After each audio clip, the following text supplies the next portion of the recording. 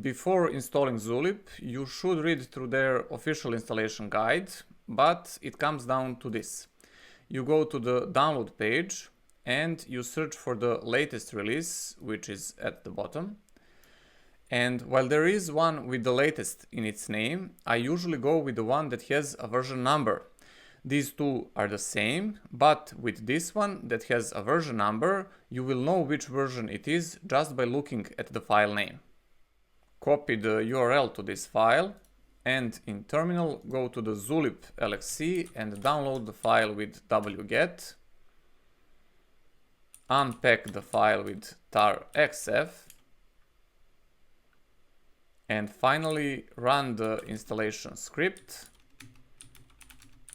with these flags. So self-signed cert. I'm using this one instead of the cert bot like it's in the documentation because our certificate will be handled by traffic. For email, I will use notifications@diodeshp.com. For email, you could create a new mail user, something like Zulip at your domain, and use that for the mail notifications, but I'll use this email for all our services. And finally, host name will be zulip.diodeshp.com. While the script is working, I'll go and set an A record in Linode console. So go to the domains, click on your domain, then add an A record. Host name is zulip.diodeshp.com and IP address is the public IP address of the VPS. And for TTL, I'll use 5 minutes. Click Save.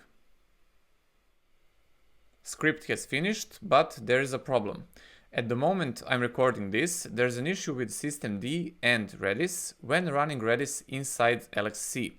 If you don't see this error here, that means that it was fixed in the meantime and that you can skip this next step. If you do see this message about Redis and read-only file system, you need to add another line to the containers config. On various GitHub issues I found, everybody agrees that this is not a proper solution, but for now it seems to be the only one. On the VPS, open the config for the Zulip LXC again and add this line, save the file, then stop the container,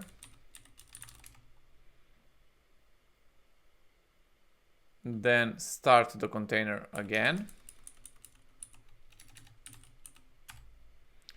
We can now reconnect with SSH and run the installation script again. It will continue where it left off. This time the script should complete successfully and you will be provided with a link to register your first Zulip organization. This URL we were provided with by the installation script has a domain name, zulip.diodeshp.com, but a record for that domain points to a public IP address. And as you know, we don't have a web server on the VPS yet to accept that HTTP request. If you remember, similar situation happened with iRedMail admin page where I edited the link with the local IP of the iRedMail LXC.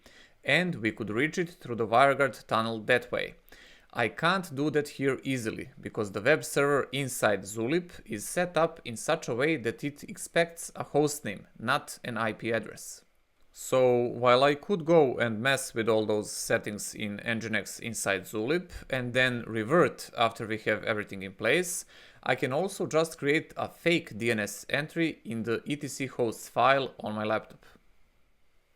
I'll open etc hosts in Vim and add this line. So IP address and then the desired hostname. This etc hosts file is checked first, so even though official A record for this domain is a public IP of the VPS, my browser will read it from here and reach that web server inside Zulip LXC by going to this private IP address, but with this hostname in its headers. Save the file, and now you should open the link provided by the Zulip installation script. In case you lost it, you can always generate a new one by running this command here.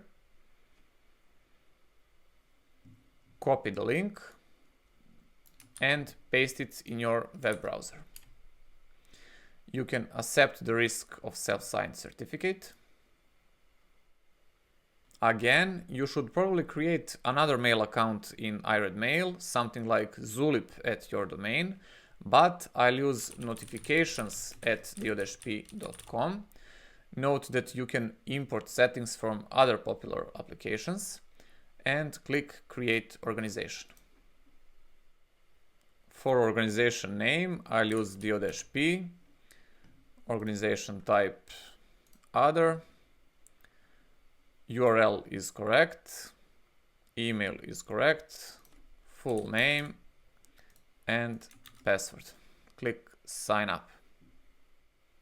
We now need to configure Zulip to send mail notifications correctly, and while you should read this documentation page on how to set it up, I will follow the steps from the slide. First, inside Zulip LXC, go to the etc Zulip directory and make a copy of the settings.py file. Then open settings.py, find the SMTP section and edit the following variables. Email host will be the FQDN of your mail server, and email host user will be the user you configured in iRedMail. Email password is set in another file, so leave it as is. Uncomment the email use TLS and email port. And while you should read this page about the tokens in mail addresses, I will just uncomment this line here, and I will set the tokenized no reply email address to zulip-no reply-token@diodeshp.com. Save the file, open zulip-secrets.conf, and then at the bottom add email_password equals and then the password for the email user you've configured. Save the file and then run this script which will test your configuration. As you can see here, sending email as zulip-no reply-token failed. The reason this no reply address didn't work is because Zulip authenticated to the mail server as notifications@diodeshp.com user, but is trying to send mail as zulip-no reply-token, and current settings in iRedMail don't allow that. To fix that, we need to make changes in the postfix and iRed-apd configuration files. SSH to your mail server, open etc postfix main.cf, find SNTPD reject unlisted sender, and change this line to no, and also remove reject unlisted sender from the SNTPD sender restrictions. Save the file and restart postfix.service. Now open opt ired-apd settings.py and append this line. If I now try to save this file, it won't work. The reason is this file opt ired-apd settings.py is only readable by root, not writable. You could first change the permissions, then save the file and then revert the permissions, or you can do this trick. So !sudo t% and it will save the file. Now you need to exit and finally restart ired-apd service. Go back to the Zulip LXC, run the script again, and both emails should now work.